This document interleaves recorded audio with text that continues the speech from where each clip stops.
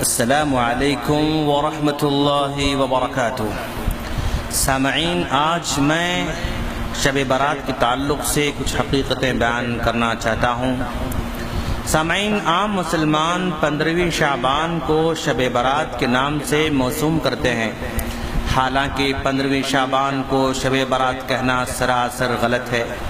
اس بارے میں جو فضائل بیان کیے جاتے ہیں وہ سب ماہ رمضان المبارک میں لیلۃ القدر کے ہیں۔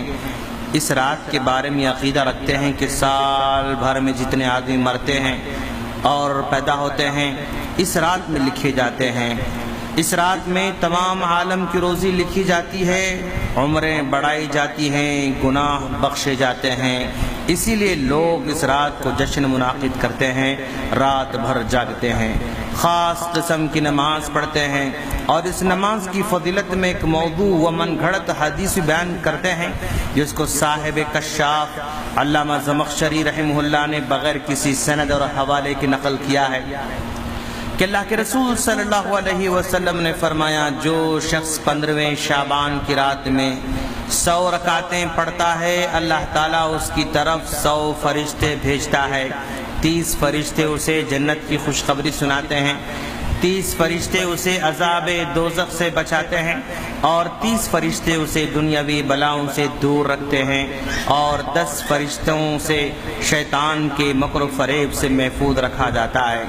غور کرنے کی بات ہے کہ اگر اس رات کی اور اس رات میں پڑھی جانے والی نماز کی کوئی فضیلت و اہمیت ہوتی تو نبی کریم صلی اللہ علیہ وسلم اپنی نبوت و رسالت کی 23 سالہ حیات مبارکہ میں ضرور اس رات کا اہتمام کرتے اور ایک خاص نماز پڑھتے، اور ضرور اپنے ساتھیوں کو حکم دیتے جو ثواب حاصل کرنے میں نبی کریم صلی اللہ علیہ وسلم کا طریقہ اپنانے میں انتہائی حریص تھے۔ مگر آپ نے ایسا نہیں کیا، تو پھر جو چیز نبی کریم صلی اللہ علیہ وسلم، خلفائے راشدین اور صحابہ کرام تابعین سے ثابت نہ ہو وہ بدعت ہی ہو سکتی ہے، خیر کا کام نہیں ہو سکتا ہے۔ دوستو، اس رات میں ایک عقیدہ یہ بھی رکھا جاتا ہے کہ مردوں کی روحوں کی آمد کا عقیدہ۔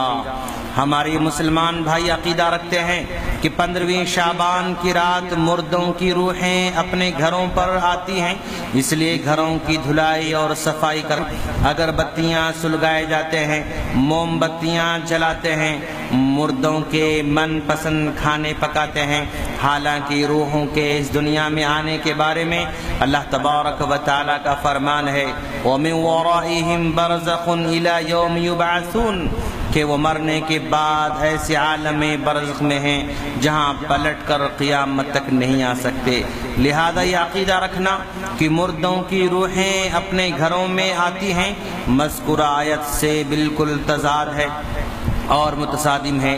نیز فقہا کا قول بھی ہے کہ بزرگوں کی روحوں کو حاضر و نادر سمجھنے والا کافر ہے، مگر پھر بھی ہمارے بھائی بڑے جرأت اور دلیری کے ساتھ قرآن مجید کی ان آیتوں کو جس میں روح کے اترنے کا ذکر ہے بطور دلیل پیش کرتے ہیں کہ اس سے مراد مردوں کی روحیں ہیں، حالانکہ ان آیتوں میں روح سے مراد حضرت جبرائیل علیہ السلام ہیں اور وہ لیلۃ القدر میں نازل ہوتے ہیں۔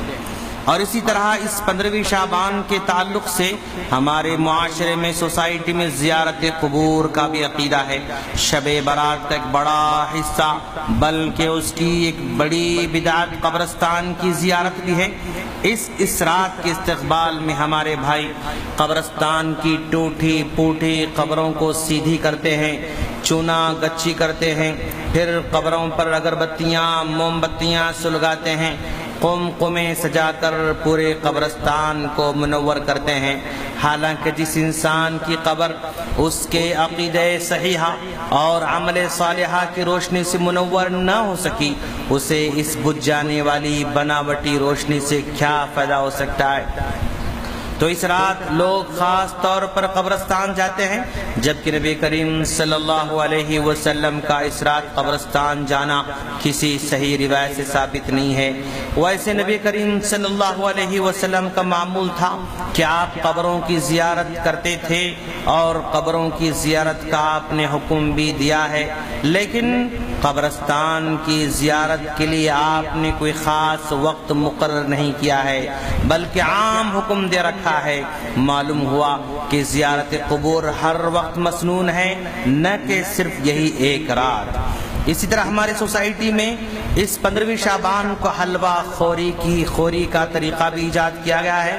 ہمارے بھائی نیک کام سمجھ کر شب برات میں انواع و اقسام کے حلوے بناتے ہیں، اس پر فاتحہ دلواتے ہیں اور اپنے اس عمل کے ثبوت میں ایک دلیل پیش کرتے ہیں کہ جنگ احد میں نبی کریم صلی اللہ علیہ وسلم کے دندان مبارک شہید ہوئے تھے، اس لیے آپ نے حلوہ نوش فرمایا تھا۔ حالانکہ یہ سراسر غلط ہے، کیونکہ مورخین کے اتفاق کے مطابق شوال سن 3 ہجری میں نبی کریم صلی اللہ علیہ وسلم کے دندان مبارک شہید ہوئے تھے۔ 15 شعبان یا ماہ شعبان سے اس واقعے کا کوئی تعلق نہیں ہے۔ اگر بالفرض اس کو تسلیم کر بھی لیا جائے تو پہلے ہمارے بھائیوں کو چاہیے کہ وہ اپنے دانت توڑ لیا کریں، پھر بعد میں حلوہ کھائیں تو ممکن ہے سنت ادا ہو سکے۔ خلاصہ کلام یہ ہے کہ حلوہ خوری عبادت نہیں بلکہ بدعت ہے۔ ہمارے بھائیوں کو ایسے بدعتی کاموں سے پرہیز کرنا چاہیے۔ اسی طرح 15ویں شعبان کی رات کو آتش بازی کا کام بھی کیا جاتا ہے۔ اس رات میں ہمارے بھائی پٹاخے بازی کرتے ہیں۔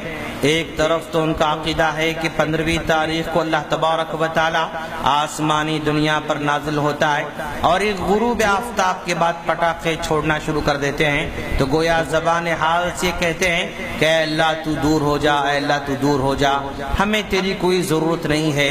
اس طرح کی بات سامنے آ رہی ہے۔ اس طرح سالانہ کروڑوں روپیہ آگ کی نظر کرتے ہیں۔ اگر ایسے لوگوں سے کہا جائے کہ دینی کاموں کے واسطے روپیوں کی ضرورت ہے تو صاف جواب دیتے ہیں کہ ہاتھ ٹائٹ ہے، جیب تنگ ہے، اللہ جانے ان واہیات کاموں کے لیے روپیہ کہاں سے آ جاتا ہے۔ رب کائنات کا فرمان ہے ان المبذرین کانوا اخوان الشیاطین، فضول خرچی کرنے والے شیطان کے بھائی ہیں۔ اس لیے اللہ تبارک و تعالیٰ کے واسطے اس گھر پھونک تماشے کو چھوڑ دیں اور اپنی حلال کمائی کو حرام کاموں میں ضائع نہ کریں۔